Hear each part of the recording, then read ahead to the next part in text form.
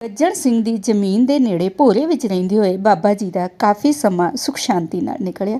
ਇੱਕ ਦਿਨ ਬਚਨ ਸਿੰਘ ਬੀਬੀ ਵਾਲਾ ਵੱਲੋਂ ਹੁਕਮ ਦੀ ਉਲੰਘਣਾ ਕਰਨ ਉਪਰੰਤ ਇਹ ਜਗ੍ਹਾ ਛੱਡਣੀ ਪਈ। ਗੱਜਣ ਸਿੰਘ ਦੇ ਰੂਮੀ ਖੇਤ ਦਾ ਹਿੱਸੇਦਾਰ ਪੁੱਛੋ ਕਰਾ ਰਹਿੰਦਾ। ਬਾਕੀ ਬੀਬੀ ਵਾਲਾ ਪਿੰਡ, ਇਹ ਪਿੰਡ ਇੱਥੋਂ ਕੋਈ 8 ਕਿਲੋਮੀਟਰ ਦੇ ਫਾਸਲੇ 'ਤੇ ਆ ਅਤੇ ਇਹ ਜ਼ਮੀਨ ਵਿੱਚ ਕੰਮ ਕਰਨ ਲਈ ਬੀਬੀ ਵਾਲੇ ਤੋਂ ਆਉਣਾ ਪੈਂਦਾ ਆ। ਇੱਕ ਦਿਨ ਗੱਜਣ ਸਿੰਘ ਦੇ ਕੁਝ ਸਾਥੀ ਬੀਬੀ ਵਾਲਾ ਪਿੰਡ ਤੋਂ ਉਹਦੀ ਮਦਦ ਕਰਨ ਲਈ ਆਏ। ਖੇਤ ਵਾਹੁਣ ਲਈ ਆਪਣੇ ਆਪਣੇ ਪਸ਼ੂ ਅਤੇ ਹਲ ਲੈ ਕੇ ਆਏ।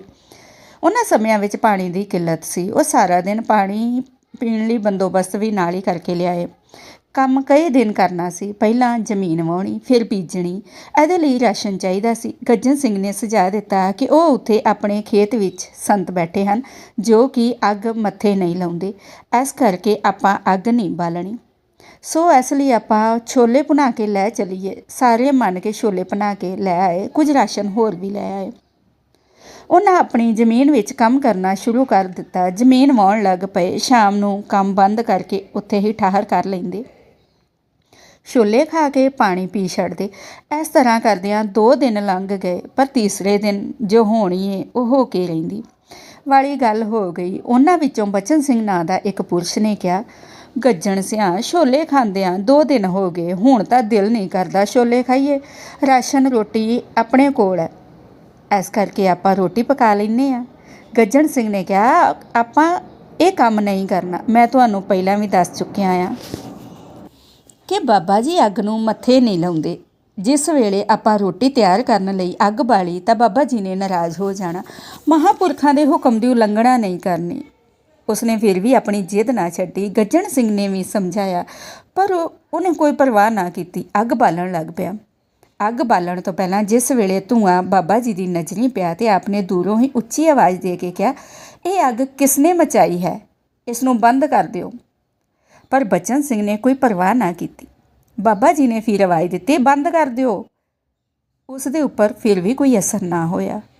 ਉਹਨੇ ਬਾਬਾ ਜੀ ਨੂੰ ਕੌੜੇ ਲਫ਼ਜ਼ ਵਰਤੇ। ਕਹਿਣ ਲੱਗਾ, ਬਾਬਾ ਜੀ ਚੁੱਪ ਨਹੀਂ ਰਹਿ ਹੁੰਦਾ, ਜੇ ਬਹੁਤਾ ਰੌਲਾ ਪਾਇਆ ਤੇ ਆ ਕੇ ਧੌਣ ਭੰਨ ਦੂੰ। ਜੱਟ ਦੀ ਬੁੱਧੀ ਹੀ ਮਲੀਨ ਹੁੰਦੀ ਹੈ, ਕਿਉਂਕਿ ਇਹ ਗੱਲ ਮੂੰਹ ਵਿੱਚੋਂ ਕੱਢਣ ਲੱਗਿਆਂ ਵਿਚਾਰ ਨਹੀਂ ਕਰਦਾ। ਇਹ ਕੁੜੱਤਣ ਭਰੇ ਲਫ਼ਜ਼ ਸੁਣ ਕੇ ਬਾਬਾ ਜੀ ਨੇ ਗੁੱਸੇ ਵਿੱਚ ਆ ਕੇ ਬਚਨ ਕੀਤਾ, ਚੰਗਾ ਫਿਰ ਜਿਵੇਂ ਤੇਰੀ ਇੱਛਾ ਹੈ ਉਸੇ ਤਰ੍ਹਾਂ ਹੀ ਹੋਏਗਾ, ਸ਼ੁੱਧ ਹੈ। ਅਗਲੇ ਦਿਨ ਕੰਮ ਕਰਨ ਵਾਲੇ ਸਾਰੇ ਹੀ ਆਪਣੇ ਪਿੰਡ ਬੀਬੀ ਵਾਲਾ ਚਲੇ ਗਏ। ਗੱਜਣ ਸਿੰਘ ਨੇ ਬਚਨ ਸਿੰਘ ਵੱਲੋਂ ਬੋਲੇ ਗਏ ਮਾੜੇ ਲਫ਼ਜ਼ਾਂ ਦਾ ਬਹੁਤ ਬੁਰਾ ਮਨਾਇਆ, ਪਰ ਗੁੱਸੇ ਨੂੰ ਅੰਦਰ ਹੀ ਪੀ ਗਿਆ, ਕਿਉਂਕਿ ਕਬੀਲੇ ਦਾ ਬੰਦਾ ਸੀ। ਨਾਲੇ ਆਪ ਹੀ ਉਹਨੂੰ ਨਾਲ ਲੈ ਕੇ ਆਇਆ ਸੀ। ਕੁਝ ਕਹਿ ਨਾ ਸਕਿਆ, ਪਰ ਉਸ ਨੂੰ ਕਹਿੰਦਾ, ਤੂੰ ਚੰਗਾ ਨਹੀਂ ਕੀਤਾ। ਰਾਤ ਹੋ ਗਈ। ਗਰਮੀ ਦਾ ਮੌਸਮ ਸੀ। ਲੋਕ ਗਰਮੀ ਤੋਂ ਬਚਾਅ ਕਰਨ ਲਈ ਕੋਠੇ ਦੀ ਛੱਤ ਉੱਪਰ ਪੈ ਜਾਂਦੇ। ਬਚਨ ਸਿੰਘ ਕੋਠੇ ਉੱਤੇ ਚੜ੍ਹ ਕੇ ਸੌਂ ਗਿਆ। ਅੱਧੀ ਰਾਤ ਹੋਈ ਤਾਂ ਹਨੇਰੀ ਆ ਗਈ। ਪਹਿਲਾਂ ਆਉਣ ਵਾਲੀਆਂ ਹਨੇਰੀਆਂ ਵਿੱਚ ਬਹੁਤ ਧੁੰਦਲੀਆਂ ਹੁੰਦੀਆਂ ਸਨ। ਨੇੜੇ ਖੜਾ ਕੋਈ ਵੀ ਬੰਦਾ ਦਿਸਦਾ ਨਹੀਂ ਸੀ। ਹਨੇਰੀ ਕਾਫੀ ਧੁੰਦਲੀ ਸੀ। ਬਚਨ ਸਿੰਘ ਆਪਣਾ ਮੰਜਾ ਚੁੱਕ ਕੇ ਥੱਲੇ ਉਤਰਨ ਲੱਗਾ। ਹਨੇਰੀ ਦਾ ਬੁੱਲਾ ਇੰਨੀ ਜ਼ੋਰ ਨਾਲ ਆਇਆ ਕਿ ਮੰਜੇ ਸਮੇਤ ਬਚਨ ਸਿੰਘ ਨੂੰ ਛੱਤ ਤੋਂ ਹੇਠਾਂ ਸੁੱਟ ਦਿੱਤਾ। ਹੇਠਾਂ ਡਿੱਗਣ ਸਮੇਂ ਉਹਦੀ ਧੌਣ ਟੁੱਟ ਗਈ ਤੇ ਪਰਲੋਕ ਸਿਧਾਰ ਗਿਆ। ਮਹਾਂਪੁਰਖਾਂ ਦੀ ਧੌਣ ਤੋੜਨ ਵਾਲਾ ਆਪਣੀ ਹੀ ਧੌਣ ਤੁੜਾ ਕੇ ਦੁਨੀਆ ਤੋਂ ਸਦਾ ਲਈ ਚਲਾ ਗਿਆ।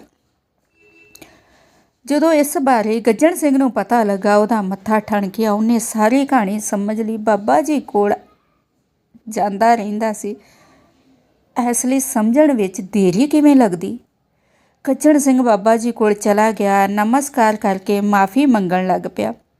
ਹਜ਼ੂਰ ਨੇ ਫਰਮਾਇਆ, ਗੱਜਣ ਸਿਆਂ, ਤੇਰੇ ਨਾਲ ਕੋਈ ਨਾਰਾਜ਼ਗੀ ਨਹੀਂ, ਤੇਰਾ ਇਹਦੇ ਵਿੱਚ ਕੋਈ ਕਸੂਰ ਨਹੀਂ। ਫਿਰ ਗੱਜਣ ਸਿੰਘ ਨੇ ਸਾਰੀ ਹਕੀਕਤ ਦੱਸੀ। ਬਾਬਾ ਜੀ ਨੇ ਫਰਮਾਇਆ, ਜੋ ਹੋਣਾ ਸੀ ਉਹ ਹੋ ਗਿਆ ਹੈ। ਇਹ ਵੀ ਇੱਕ ਭਾਣਾ ਸੀ। ਇਸ ਬਾਰੇ ਤੇਰੇ ਮਨ ਵਿੱਚ ਕੋਈ ਡਰ ਨਹੀਂ ਹੋਣਾ ਚਾਹੀਦਾ। ਤੇਰੇ 'ਤੇ ਪ੍ਰਸੰਨ ਹਾਂ। ਤੂੰ ਆਪਣੇ ਅੰਦਰ ਕੋਈ ਡਰ ਨਾ ਰੱਖਣਾ, ਪਰ ਹੁਣ ਅਸੀਂ ਇੱਥੋਂ ਆਸਣ ਚੁੱਕ ਲੈਣਾ। ਇਹ ਸੁਣ ਕੇ ਗੱਜਣ ਸਿੰਘ ਦੇ ਦਿਲ 'ਤੇ ਜੋ ਬੀਤੀ ਇਹਦੇ ਬਾਰੇ ਉਹ ਹੀ ਜਾਣਦਾ ਸੀ, ਜਾਂ ਵਾਹਿਗੁਰੂ। ਮਹਾਂਪੁਰਖ ਜੋ ਕਹਿਣ ਉਸ 'ਤੇ ਪੂਰਾ ਉਤਰਦੇ ਹਨ। ਬਾਬਾ ਜੀ ਨੇ ਆਸਣ ਚੁੱਕ ਕੇ ਰੂਮੀ ਵਾਲੇ ਦੇ ਅੰਦਰ ਵੱਲ ਨੂੰ ਕਰ ਲਿਆ। ਕਈ ਦਿਨ ਹਜ਼ੂਰ ਜ਼ਮੀਨ ਉੱਤੇ ਹੀ ਬੈਠੇ ਰਹੇ, ਕੋਈ ਆਸਣ ਨਾ ਬਣਾਇਆ। ਬਾਬਾ ਜੀ ਬੇਪਰਵਾਹ ਹੋਏ। ਬਿਨਾਂ ਕੋਈ ਲੇਫ ਤਲਾਈ ਵਿਛਾਏ ਜ਼ਮੀਨ ਉੱਪਰ ਬੈਠੇ ਹਨ। ਦਿਨ ਚੜ੍ਹਦਾ ਹੈ, ਛਿਪ ਜਾਂਦਾ ਹੈ, ਪਰ ਆਪਦੇ ਮੁਖੜੇ ਤੋਂ ਨਿਰੰਤਰ ਪਰਮੇਸ਼ਰ ਦੇ ਗੁਣ ਗਾਏ ਜਾ ਰਹੇ ਹਨ। ਕੋਈ ਘਰ ਨਹੀਂ, ਕੋਈ ਸੇਵਕ ਨਹੀਂ, ਪਰ ਫਿਰ ਵੀ ਜੰਗਲ ਵਰਗੀ ਧਰਤੀ ਉੱਤੇ ਆਪ ਨਿਡਰ ਹੋ ਕੇ ਬੈਠੇ ਹਨ। ਕਈ ਦਿਨ ਲੰਘ ਗਏ। ਇੱਕ ਦਿਨ ਇੱਕ ਗੁਰਸਿੱਖ ਸਾਹਿਬ ਸਿੰਘ ਘੋਟਣਾ ਪੁੱਚੋ ਕਲਾ ਤੋਂ ਹਜ਼ੂਰੀ ਵਿੱਚ ਹਾਜ਼ਰ ਹੋ ਗਿਆ। ਨਮਸਕਾਰ ਕਰਕੇ ਬੈਠ ਗਿਆ। ਮਨ ਵਿੱਚ ਖਿਆਲ ਆਇਆ, ਮਹਾਂਪੁਰਖ ਹਨ, ਕੋਈ ਸੇਵਾ ਹੀ ਕਰ ਲਈਏ। ਇਹ ਵੀ ਵੱਡੇ ਪੁੰਨ ਦੀ ਨਿਸ਼ਾਨੀ ਹੈ। ਨਹੀਂ ਤਾਂ ਮਹਾਂਪੁਰਖਾਂ ਕੋਲ ਦੁਨੀਆ ਆਉਂਦੀ ਤੇ ਚਲੀ ਜਾਂਦੀ ਹੈ। ਕਿਸੇ ਵੇਲੇ ਦੇ ਹੀ ਮਨ ਵਿੱਚ ਸੇਵਾ ਮੰਗਣ ਦਾ ਖਿਆਲ ਆਉਂਦਾ। ਸਾਹਿਬ ਸਿੰਘ ਨੇ ਹੱਥ ਜੋੜ ਕੇ ਬੇਨਤੀ ਕੀਤੀ, ਮਹਾਰਾਜ ਸੇਵਾ ਬਖਸ਼ੋ। ਬਾਬਾ ਜੀ ਨੇ ਬਚਨ ਕੀਤਾ, ਕੀ ਸੇਵਾ ਕਰੇਗਾ? ਜੋ ਹੁਕਮ ਹੋਵੇ ਪਾਤਸ਼ਾਹ, ਸਾਹਿਬ ਸਿੰਘ ਨੇ ਕਿਹਾ। ਬਾਬਾ ਜੀ ਨੇ ਹੁਕਮ ਦਿੱਤਾ, ਜੇ ਸੇਵਾ ਕਰਨੀ ਹੈ ਤਾਂ ਇੰਜ ਕਰ ਕਿ ਇੱਕ ਟੋਆ ਪੁੱਟ ਦੇ, ਜਿਹਦੀ ਲੰਬਾਈ ਸਾਡੇ ਸਰੀਰ ਜਿੰਨੀ ਹੋਵੇ। ਇਹਦੇ ਉੱਪਰ ਨੇੜੇ ਖੜੇ ਸਰਕਾਨੇ ਵੱਢ ਕੇ ਪਾ ਦੇ। ਉੱਪਰ ਸੁੱਕੀ ਮਿੱਟੀ ਪਾਉਣੀ ਆ। ਪ੍ਰੇਮੀ ਨੇ ਥੋੜ੍ਹੇ ਚਿਰ ਵਿੱਚ ਟੋਆ ਪੁੱਟ ਕੇ ਛੱਤ ਜੀ ਪਾ ਦਿੱਤੀ। ਆਪ ਨੇ ਵੇਖ ਕੇ ਕਿਹਾ, ਸ਼ੁੱਧ ਹੈ। ਮਹਾਂਪੁਰਖਾਂ ਦੀ ਲੀਲਾ ਕਿਸ ਤਰ੍ਹਾਂ ਦੀ ਹੁੰਦੀ ਹੈ, ਇੰਨੀ ਵੱਡੀ ਤਾਕਤ ਦੇ ਮਾਲਕ ਹੁੰਦੇ ਹੋਏ ਵੀ ਝੁਕੀਆਂ ਵਿੱਚ ਰਹਿਣਾ, ਫਿਰ ਦੁਨੀਆਦਾਰਾਂ ਤੋਂ ਆਪਣੇ ਆਪ ਨੂੰ ਛੁਪਾ ਕੇ ਰੱਖਣਾ। ਸਾਹਿਬ ਸਿੰਘ ਇਹ ਤਿਆਰ ਕਰਕੇ ਆਗਿਆ ਲੈ ਕੇ ਚਲਾ ਗਿਆ। ਥੋੜ੍ਹੀ ਦੇਰ ਬਾਅਦ ਬਹਾਲ ਦਾਸ ਜੀ ਆ ਗਏ। ਬਾਬਾ ਜੀ ਨੂੰ ਨਮਸਕਾਰ ਕਰਕੇ ਕੋਲ ਖੜੇ ਹੋ ਗਏ। ਬਾਬਾ ਜੀ ਨੇ ਜਿਸ ਕੰਮ ਭੇਜਿਆ ਸੀ ਉਸ ਵਾਸਤੇ ਪੁੱਛਗਿੱਛ ਕਰਕੇ ਬਚਨ ਕੀਤਾ, ਦੇਖ ਬਹਾਲ ਦਾਸ, ਆਪਣਾ ਘਰ ਠੀਕ ਆ? ਬਹਾਲ ਦਾਸ ਜੀ ਨੇ ਕਿਹਾ, ਮਹਾਰਾਜ ਸੱਤ ਹੈ। ਕੁਝ ਸਮੇਂ ਬਾਅਦ ਬਹਾਲ ਦਾਸ ਨੇ ਦੁੱਧ ਮੰਗ ਲਿਆਂਦਾ ਤੇ ਇੱਕ ਪਰੌਂਠਾ ਤਿਆਰ ਕਰਵਾ ਲਿਆਇਆ। ਪਰੌਂਠਾ ਮਰਿਆਦਾ ਅਨੁਸਾਰ ਪੀਸੀ ਹੋਈ ਕਣਕ ਦਾ ਆਪਣੀ ਭੈਣ ਦੇ ਘਰ ਤਿਆਰ ਕਰਕੇ ਲਿਆਂਦਾ ਸੀ। ਬਾਬਾ ਜੀ ਨੇ ਲੋੜ ਅਨੁਸਾਰ ਪਰੌਂਠਾ ਛਕ ਲਿਆ, ਬਾਕੀ ਦੁੱਧ ਪੀ ਲਿਆ। ਪਰੌਂਠੇ ਦਾ ਹਿੱਸਾ ਤੇ ਦੁੱਧ ਬਹਾਲ ਦਾਸ ਜੀ ਨੂੰ ਦੇ ਦਿੱਤਾ ਤੇ ਬਚਨ ਕੀਤਾ, ਲੈ ਛਕ ਲਓ ਤੇ ਆਨੰਦ ਹੋ ਜਾਓ। ਬਹਾਲ ਦਾਸ ਜੀ ਨੇ 7 ਬਚਨ ਕਹਿ ਕੇ ਛਕ ਲਿਆ ਤੇ ਹੱਥ ਸਾਫ਼ ਕਰਕੇ ਫਿਰ ਸੇਵਾ ਪੁੱਛੀ। ਬਾਬਾ ਜੀ ਨੇ ਹੁਕਮ ਕੀਤਾ, ਆ ਸਾਹਮਣੇ ਜਾ ਕੇ ਬੈਠ ਜਾ। ਬਹਾਲ ਦਾਸ ਜੀ ਹੱਥ ਜੋੜ ਕੇ ਬਹਿ ਗਏ। ਬਹਾਲ ਦਾਸ ਜੀ ਜਿਤਨੀ ਦੇਰ ਸੇਵਾ ਵਿੱਚ ਰਹੇ, ਬਾਬਾ ਜੀ ਕੋਲ ਖੜੇ ਜਾਂ ਬੈਠੇ ਹੁੰਦੇ ਤਾਂ ਹਮੇਸ਼ਾ ਹੱਥ ਜੋੜ ਕੇ ਰੱਖਦੇ ਸਨ। ਮਾਈ ਦੀ ਨਹੁੰ ਦੇ ਸੱਪ ਲੜ ਜਾਣਾ। ਬਾਬਾ ਜੀ ਪਾਣੀ ਕਾਫੀ ਮਾਤਰਾ ਵਿੱਚ ਵਰਤਦੇ ਸਨ। ਪੈਰ ਧੋਣ ਲੱਗੇ 5-6 ਘੜੇ ਪਾਣੀ ਦੇ ਪਾ ਦਿੰਦੇ ਸਨ, ਸੋ ਪਾਣੀ ਦੀ ਜ਼ਰੂਰਤ ਕਾਫੀ ਰਹਿੰਦੀ ਸੀ। ਗੋਬਿੰਦਪੁਰੇ ਤੋਂ ਦਾ ਆਉਣਾ ਜਾਣ ਦਾ ਰਸਤਾ ਕਰਕੇ ਵੀ ਰਾਹੀ ਪਾਣੀ ਪੀਣ ਲਈ ਰੁਕ ਜਾਂਦੇ। ਪਾਣੀ ਲਈ ਇਹ ਇਲਾਕਾ ਇਸ ਤਰ੍ਹਾਂ ਸੀ ਜਿਵੇਂ ਅੱਜ ਕੱਲ੍ਹ ਬੀਕਾਨੇਰ ਦਾ ਜ਼ਿਲ੍ਹਾ। ਸੰਤ ਬਹਾਲ ਦਾਸ ਜੀ ਹੋਰ ਸੇਵਾ ਕਰਦੇ ਹਨ। ਪਾਣੀ ਦੀ ਸੇਵਾ ਕਰਨ ਲਈ ਇਹਨਾਂ ਕੋਲ ਸਮਾਂ ਨਹੀਂ ਸੀ। ਇਹ ਸੇਵਾ ਭਾਈ ਅਤਰ ਸਿੰਘ, ਠਾਕਰਾ ਸਿੰਘ ਤੇ ਇੱਕ ਮਾਈ ਖੇਮਾ ਕੌਰ ਕਰਿਆ ਕਰਦੇ ਸਨ। ਠਾਕਰਾ ਸਿੰਘ ਨੂੰ ਤਾਂ ਬਾਬਾ ਜੀ ਕਹਿ ਦਿੰਦੇ ਸਨ, ਤੇਰੀ ਸੇਵਾ ਪਹਿਲਾਂ ਹੀ ਬਹੁਤ ਹੈ, ਇੰਨੀ ਖੇਚਲ ਨਾ ਕਰਿਆ ਕਰ। ਪਰ ਇਹ ਸੇਵਾ ਵਿੱਚ ਹੀ ਰਿਹਾ। ਸੰਤ ਬਹਾਲ ਦਾਸ ਜੀ ਨੂੰ ਹੁਕਮ ਸੀ ਕਿ ਜੇ ਕਿਤੇ ਕੋਈ ਘੜਾ ਖਾਲੀ ਨਜ਼ਰ ਆਵੇ ਤਾਂ ਭਰ ਲਿਆਇਆ ਕਰ, ਕੋਈ ਖਾਲੀ ਨਹੀਂ ਹੋਣਾ ਚਾਹੀਦਾ। ਮਾਈ ਖੇਮਾ ਕੌਰ ਨੇ ਘਰੋਂ ਜਾਣ ਵੇਲੇ ਘੜਾ ਪਾਣੀ ਦਾ ਸਿਰ 'ਤੇ ਚੁੱਕੀ ਜਾਣਾ। ਉੱਥੇ ਪਹੁੰਚ ਕੇ ਬਾਬਾ ਜੀ ਦੇ ਆਸਣ ਦੇ ਆਸੇ-ਪਾਸੇ ਦੂਰ ਤੱਕ ਜਗ੍ਹਾ ਸਾਫ਼ ਕਰਨੀ, ਫਿਰ ਪਾਣੀ ਦੀ ਸੇਵਾ ਕਰਦੇ ਰਹਿਣਾ। ਇੱਕ ਦਿਨ ਬਾਬਾ ਜੀ ਨੇ ਮਾਈ ਨੂੰ ਤਾਕੀਦ ਕੀਤੀ ਕਿ ਨਾਮ ਜਪਿਆ ਕਰ। ਮਾਈ ਨੇ ਕਿਹਾ, ਬਾਬਾ ਜੀ ਮੈਂ ਪੜ੍ਹੀ ਨਹੀਂ ਆ ਤੇ ਘਰ ਦਾ ਕੰਮ ਵੀ ਕਰਦੀ ਰਹਿੰਦੀ ਹਾਂ। ਬਾਬਾ ਜੀ ਨੇ ਫਰਮਾਇਆ, ਇਹਦੇ ਵਿੱਚ ਬਹੁਤੀ ਪੜ੍ਹਾਈ ਦੀ ਲੋੜ ਨਹੀਂ, ਕੰਮ ਛੱਡਣ ਦੀ ਵੀ ਲੋੜ ਨਹੀਂ। ਮਾਈ ਹੈਰਾਨ ਜੀ ਹੋ ਕੇ ਕਿਹਾ, ਇਹ ਕਿਵੇਂ ਹੋ ਸਕਦਾ? ਬਾਬਾ ਜੀ ਨੇ ਬਚਨ ਕੀਤਾ, ਵਾਹਿਗੁਰੂ ਦਾ ਜਾਪ ਕਰਦੀ ਰਿਹਾ ਕਰ। ਕੰਮ ਕਰਦੇ ਸਮੇਂ ਵੀ ਵਾਹਿਗੁਰੂ ਜਪਦੇ ਰਹਿਣਾ, ਵਿਹਲੇ ਸਮੇਂ ਵੀ। ਇਸ ਲਈ ਤਾਂ ਪੜ੍ਹਾਈ ਦੀ ਲੋੜ ਨਹੀਂ। ਇੱਕ ਦਿਨ ਮਾਈ ਖੇਮ ਕੌਰ ਦੀ ਵੱਡੀ ਨੂੰਹ ਬੀਬੀ ਚੰਦ ਕੌਰ ਕੰਮ ਲਈ ਸਵੇਰੇ ਉੱਠੀ। ਉਹਦੀ ਨਜ਼ਰ ਵਿਹੜੇ ਵਿੱਚ ਇੱਕ ਮੋਟੀ ਜਿਹੀ ਲੀਹ ਦੇ ਨਿਸ਼ਾਨ ਉੱਤੇ ਪਈ। ਉਸਨੇ ਦੇ ਪਰਿਵਾਰ ਦੇ ਦੂਸਰੇ ਮੈਂਬਰਾਂ ਨੂੰ ਦਿਖਾਈ ਤਾਂ ਯਕੀਨ ਹੋ ਗਿਆ ਇਹ ਕਿਸੇ ਮੋਟੇ ਸੱਪ ਦੀ ਲੀਹ ਹੈ ਜੋ ਕਿ ਘਰ ਵਿੱਚ ਆ ਗਿਆ ਹੈ। ਸੱਪ ਦਾ ਡਰ ਬਹੁਤ ਹੁੰਦਾ ਹੈ ਕਿਉਂਕਿ ਜ਼ਹਿਰੀਲਾ ਜਾਨਵਰ ਹੈ। ਕਿਸ ਵੇਲੇ ਡਸ ਦੇਵੇ ਤੇ ਮੌਤ ਹੋ ਜਾਵੇ। ਕਈ ਦਿਨੇ ਲਈ ਦਿਸਦੀ ਰਹੀ ਕਿਉਂਕਿ ਕੱਚੇ ਮਕਾਨਾਂ ਵਿੱਚ ਖੁੱਡਾਂ ਬਹੁਤ ਹੁੰਦੀਆਂ। ਇਸ ਕਰਕੇ ਦਿਨ ਚੜ੍ਹੇ ਤੋਂ ਅਲੋਪ ਹੋ ਜਾਵੇ। ਕੁਝ ਦਿਨਾਂ ਬਾਅਦ ਮਾਈ ਦੀ ਨੂੰਹ ਚੰਦ ਕੌਰ ਨੂੰ ਸੱਪ ਨੇ ਕੱਟ ਲਿਆ। ਇੰਨੇ ਜ਼ੋਰ ਨਾਲ ਸੱਪ ਨੇ ਦੰਦ ਮਾਰੇ ਕਿ ਚੰਦ ਕੌਰ ਨੂੰ ਤੋੜ ਕੇ ਸੱਪ ਨਾਲ ਲਾਂਭੇ ਸੁੱਟਣਾ ਪਿਆ। ਸੱਪ ਤਾਂ ਭੱਜ ਗਿਆ, ਕਿਤੇ ਲੁਕ ਗਿਆ। ਬੀਬੀ ਨੇ ਰੌਲਾ ਪਾਇਆ, ਸਾਰਾ ਪਰਿਵਾਰ ਘਬਰਾ ਗਿਆ। ਹੁਣ ਕੀ ਹੋ ਸਕਦਾ? ਮਾਈ ਖੇਮ ਕੌਰ ਨੇ ਉਸੇ ਵਕਤ ਕਿਹਾ, ਚਲੋ ਸੰਤਾਂ ਕੋਲ ਲੈ ਚੱਲਦੇ ਹਾਂ। ਮਾਈ ਆਪਣੀ ਨੂੰਹ ਸਮੇਤ ਝੱਟ ਹੀ ਬਾਬਾ ਜੀ ਕੋਲ ਪਹੁੰਚ ਗਈ ਤੇ ਨਮਸਕਾਰ ਕੀਤੀ। ਕਾਹਲੀ ਨਾਲ ਬਾਬਾ ਜੀ ਨੂੰ ਹਕੀਕਤ ਦੱਸਣ ਲੱਗੀ। ਬਾਬਾ ਜੀ ਨੇ ਫਰਮਾਇਆ, ਉਸ ਵੇਲੇ ਗੱਲ ਕਰਨੀ ਸੀ ਜਿਸ ਸਮੇਂ ਤੁਹਾਨੂੰ ਲੀਹ ਦਿਸੀ ਸੀ, ਸੱਪ ਨੂੰ ਇੱਥੇ ਹੀ ਬੁਲਾ ਲੈਂਦੇ। ਮਾਈ ਨੇ ਕਿਹਾ, ਮਹਾਰਾਜ ਜੋ ਹੋਣਾ ਸੀ ਉਹ ਹੋ ਗਿਆ, ਹੁਣ ਕਿਰਪਾ ਕਰੋ ਮੇਰੀ ਨੂੰਹ ਨੂੰ ਬਚਾ ਲਵੋ। ਮਾਈ, ਇਹਨੂੰ ਉਸੇ ਵੇਲੇ ਆਰਾਮ ਆ ਗਿਆ ਸੀ ਜਿਸ ਸਮੇਂ ਤੁਸੀਂ ਇੱਧਰ ਨੂੰ ਚੱਲ ਪਈਆਂ ਸੀ, ਬਾਬਾ ਜੀ ਨੇ ਫਰਮਾਇਆ। ਬੀਬੀ ਚੰਦ ਕੌਰ ਨੇ ਕਿਹਾ, ਬਾਬਾ ਜੀ ਪਹਿਲਾਂ ਮੈਨੂੰ ਬਹੁਤ ਤਕਲੀਫ ਹੋਈ ਸੀ, ਪਰ ਜਿਸ ਵੇਲੇ ਅਸੀਂ ਇੱਧਰ ਨੂੰ ਮੂੰਹ ਕੀਤਾ ਤਕਲੀਫ ਦੂਰ ਹੋ ਗਈ। ਹੁਣ ਤਾਂ ਇਸ ਤਰ੍ਹਾਂ ਲੱਗ ਰਿਹਾ ਜਿਵੇਂ ਕਦੇ ਸੱਪ ਨੇ ਮੂੰਹ ਹੀ ਨਹੀਂ ਲਾਇਆ। ਹੁਣ ਕਿਰਪਾ ਕਰੋ ਉਹ ਸੱਪ ਵੀ ਸਾਡੇ ਘਰੋਂ ਚਲਾ ਜਾਵੇ। ਬਾਬਾ ਜੀ ਨੇ ਥੋੜ੍ਹਾ ਮੁਸਕਰਾ ਕੇ ਕਹਿਣ ਲੱਗੇ, ਇੱਥੇ ਹੀ ਬੁਲਾ ਲੈਂਦੇ ਹਾਂ, ਪਛਾਣ ਲਵੇਂਗੀ ਉਹਨੂੰ ਜੋ ਤੂੰ ਤੋੜ ਕੇ ਸੁੱਟਿਆ ਸੀ? ਹਾਂ ਮਹਾਰਾਜ, ਪਛਾਣ ਲਾਂਗੇ, ਚੰਦ ਕੌਰ ਨੇ ਕਿਹਾ। ਚੰਗਾ, ਫਿਰ ਆਪਣੀ ਸੱਸ ਨਾਲ ਥੋੜ੍ਹੀ ਦੇਰ ਸੇਵਾ ਵਿੱਚ ਹੱਥ ਵਟਾ, ਪਾਣੀ ਭਰ ਕੇ ਲਿਆਓ ਤੇ ਝਾੜੂ ਦਿਓ, ਬਾਬਾ ਜੀ ਨੇ ਹੁਕਮ ਕੀਤਾ। ਉਹ ਸੇਵਾ ਵਿੱਚ ਲੱਗ ਗਈਆਂ। 2 ਕੁ ਘੰਟੇ ਬਾਅਦ ਬਾਬਾ ਜੀ ਨੇ ਆਵਾਜ਼ ਦੇ ਕੇ ਕੋਲ ਬੁਲਾਇਆ ਤੇ ਹੱਥ ਦਾ ਇਸ਼ਾਰਾ ਕਰਕੇ ਕਹਿਣ ਲੱਗੇ, ਆਓ ਵੇਖ ਲਓ ਸੱਪ, ਉਹ ਸਾਹਮਣੇ ਖੜਾ। ਉਹ ਮਾਈ ਤੇ ਉਹਦੀ ਨੂੰਹ ਨੇ ਜਦ ਸੱਪ ਵੱਲ ਦੇਖੀਆਂ ਤੇ ਕਹਿਣ ਲੱਗੀਆਂ, ਹਾਂ ਮਹਾਰਾਜ ਉਹੀ ਹੈ। ਫਿਰ ਬਾਬਾ ਜੀ ਨੇ ਬਚਨ ਕੀਤਾ, ਹੁਣ ਇਹ ਤੁਹਾਡੇ ਘਰ ਨਹੀਂ ਜਾਏਗਾ। ਇਸ ਤੋਂ ਬਾਅਦ ਉਹਨਾਂ ਦੇ ਘਰ ਕੋਈ ਵਿਘਨ ਨਾ ਪਿਆ। ਇਹ ਦੇਖ ਕੇ ਸਾਰੇ ਪਰਿਵਾਰ ਦੀ ਸ਼ਰਧਾ ਵੱਧ ਗਈ ਤੇ ਸੇਵਾ ਵਿੱਚ ਜੁਟ ਗਿਆ। ਇੱਕ ਵਾਰ ਬਾਬਾ ਜੀ ਬਹਾਲ ਦਾਸ ਜੀ ਨੂੰ ਭੂਤਕਾਲ ਦੀਆਂ ਵਾਰਤਾਂ ਸੁਣਾ ਰਹੇ ਸਨ। ਬਾਬਾ ਜੀ ਕਹਿਣ ਲੱਗੇ, ਇੱਕ ਪ੍ਰੇਮੀ ਸਾਡੇ ਕੋਲ ਸੇਵਾ ਕਰਦਾ ਸੀ। ਇੱਕ ਦਿਨ ਉਸਨੇ ਕਿਹਾ, ਬਾਬਾ ਜੀ ਨਰਸਿੰਘ ਅਵਤਾਰ ਦੇ ਦਰਸ਼ਨ ਕਰਾਓ।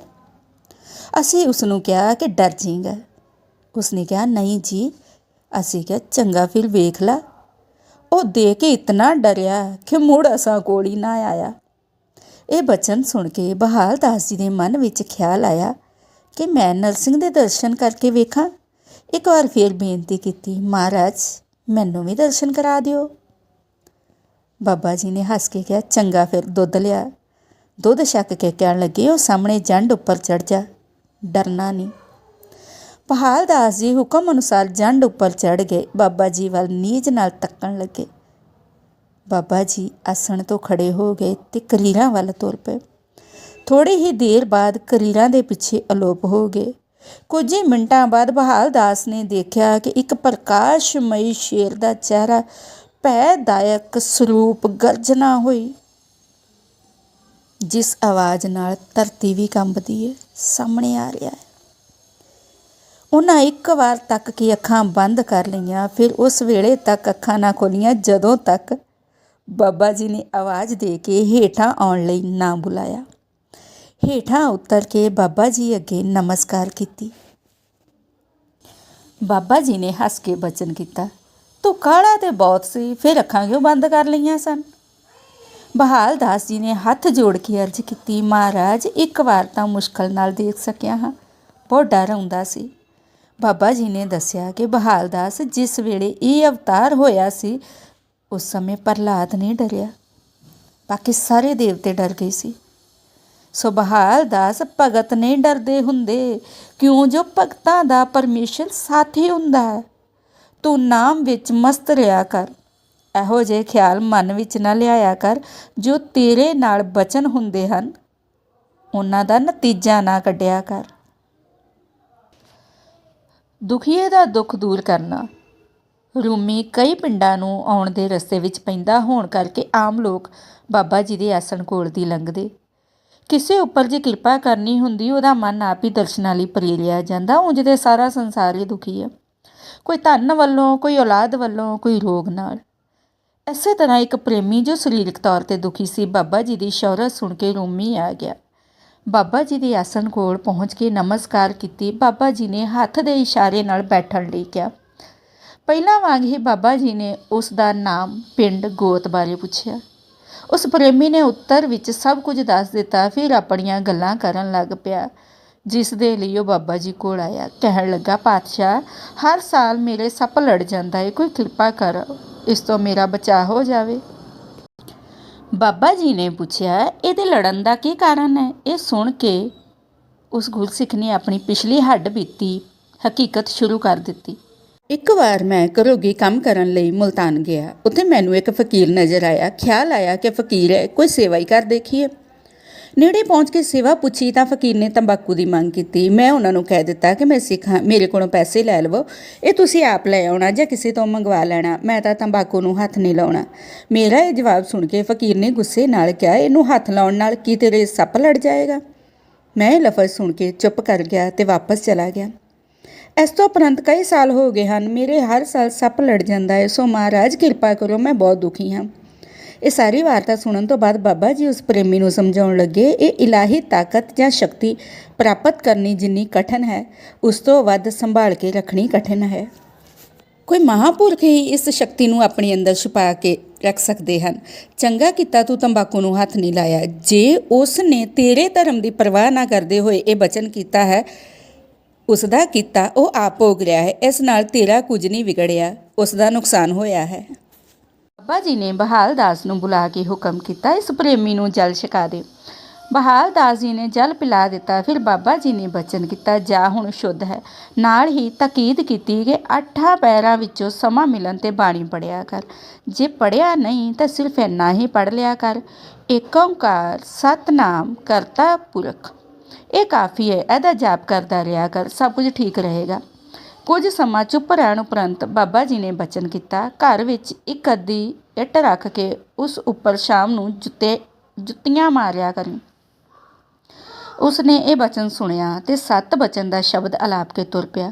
ਪ੍ਰੇਮੀ ਨੇ ਘਰ ਪਹੁੰਚ ਕੇ ਇਹੀ ਕੀਤਾ, ਇੱਕ ਅੱਧੀ ਇੱਟ ਰੱਖ ਕੇ ਉਸ ਉੱਪਰ ਰੋਜ਼ ਜੁੱਤੀਆਂ ਮਾਰਿਆ ਕਰੇ। ਜੁੱਤੀਆਂ ਮਾਰੇ ਤਾਂ ਇੱਟ ਉੱਪਰ, ਪਰ ਪੈਣ ਉਸ ਫਕੀਰ ਦੇ। ਜਦੋਂ ਕਈ ਦਿਨ ਇਸ ਤਰ੍ਹਾਂ ਹੁੰਦਾ ਰਿਹਾ ਤਾਂ ਫਕੀਰ ਚਿੰਤਾ ਵਿੱਚ ਗੋਤੇ ਖਾਣ ਲੱਗ ਪਿਆ। ਇੱਕ ਦਿਨ ਬਾਬਾ ਜੀ ਨੇ ਫਕੀਰ ਨੂੰ ਸੁਪਨੇ ਵਿੱਚ ਦਰਸ਼ਨ ਦੇ ਕੇ ਰੂਮੇ ਪਹੁੰਚ ਜਾਣ ਦੀ ਤਾਕੀਦ ਕੀਤੀ। ਸੂਰਜ ਦੀਆਂ ਕਿਰਨਾਂ ਹਨੇਰੇ ਨੂੰ ਵਿਦਾਇਗੀ ਦੇਣ ਲਈ ਨਿਕਲੀਆਂ ਤਾਂ ਫਕੀਰ ਸਾਈਂ ਨੇ ਵੀ ਰੂਮੇ ਵੱਲ ਵਹੀਰਾਂ ਕੱਤ ਲਈਆਂ। ਉਹ ਪ੍ਰੇਮੀ ਵੀ ਬਾਬਾ ਜੀ ਕੋਲ 2 ਦਿਨਾਂ ਦਾ ਆਇਆ ਹੋਇਆ ਸੀ। ਬਾਬਾ ਜੀ ਨੇ ਬਚਨ ਕੀਤਾ, ਅੱਜ ਉਹ ਫਕੀਰ ਇੱਥੇ ਆ ਰਿਹਾ, ਤੂੰ ਉਹਨੂੰ ਪਛਾਣ ਲਏਗਾ? ਪ੍ਰੇਮੀ ਨੇ ਉੱਤਰ ਦਿੱਤਾ, ਜੀ ਹਜ਼ੂਰ, ਪਛਾਣ ਲਾਂਗਾ। ਬਾਬਾ ਜੀ ਨੇ ਹੁਕਮ ਕੀਤਾ, ਸ਼ਾਮ ਦੀ ਗੱਡੀ ਆ ਰਿਹਾ, ਭੁੱਚੋ ਮੰਡੀ ਸਟੇਸ਼ਨ ਤੋਂ ਉਹਨੂੰ ਲੈ ਕੇ ਆ। ਪ੍ਰੇਮੀ ਸਟੇਸ਼ਨ 'ਤੇ ਪਹੁੰਚ ਗਿਆ। ਗੱਡੀ ਆ ਗਈ। ਫਕੀਰ ਨੂੰ ਝੱਟ ਪਛਾਣ ਲਿਆ ਤੇ ਬਾਬਾ ਜੀ ਕੋਲ ਆਉਣ ਲਈ ਪ੍ਰੇਰਨਾ ਕੀਤੀ। ਪ੍ਰੇਮੀ ਅੱਗੇ ਹੋ ਤੁਰਿਆ ਤੇ ਫਕੀਰ ਪਿੱਛੇ ਪਿੱਛੇ। ਬਾਬਾ ਜੀ ਕੋਲ ਪਹੁੰਚਦੇ ਹੀ ਫਕੀਰ ਨੇ ਬਾਬਾ ਜੀ ਦੇ ਚਿਹਰੇ ਵੱਲ ਤੱਕਿਆ ਤੇ ਝੱਟ ਸਮਝ ਗਿਆ। ਬਾਬਾ ਜੀ ਨੇ ਨਾਮ ਆਦਿ ਪੁੱਛ ਕੇ ਬਚਨ ਕੀਤਾ, ਕੀ ਪ੍ਰਸ਼ਨ ਹੈ? ਉਸਨੇ ਸਾਰੀ ਆਪ ਬੀਤੀ ਖੋਲ੍ਹ ਕੇ ਦੱਸੀ। ਬਾਬਾ ਜੀ ਨੇ ਬਚਨ ਕੀਤਾ, ਤੇਰਾ ਕਸੂਰ ਸੀ, ਇਸ ਲਈ ਸਜ਼ਾ ਮਿਲਣੀ ਸੀ। ਫਕੀਰ ਨੇ ਗਲਤੀ ਮੰਨੀ ਤੇ ਬੇਨਤੀ ਕੀਤੀ, ਹੁਣ ਕਿਰਪਾ ਕਰੋ। ਬਾਬਾ ਜੀ ਰਹਿਮਤ ਦੇ ਘਰ ਆਏ ਤੇ ਸਿੱਖਿਆ ਦਿੱਤੀ ਕਿ ਅੱਗੇ ਤੋਂ ਇਸ ਤਰ੍ਹਾਂ ਦੀ ਗਲਤੀ ਨਹੀਂ ਕਰਨੀ। ਸੋ ਇਸ ਫਕੀਰ ਨੂੰ ਵੀ ਪ੍ਰਭੂ ਦੀ ਰਜ਼ਾ ਵਿੱਚ ਰਹਿਣ ਦੀ ਤਾਕੀਦ ਕੀਤੀ। ਮਹਾਂਪੁਰਖ ਪਰਮੇਸ਼ਰ ਦੇ ਹੁਕਮ ਵਿੱਚ ਰਹਿ ਕੇ ਦੁੱਖ ਵੀ ਨਿਵਾਰਦੇ ਹਨ।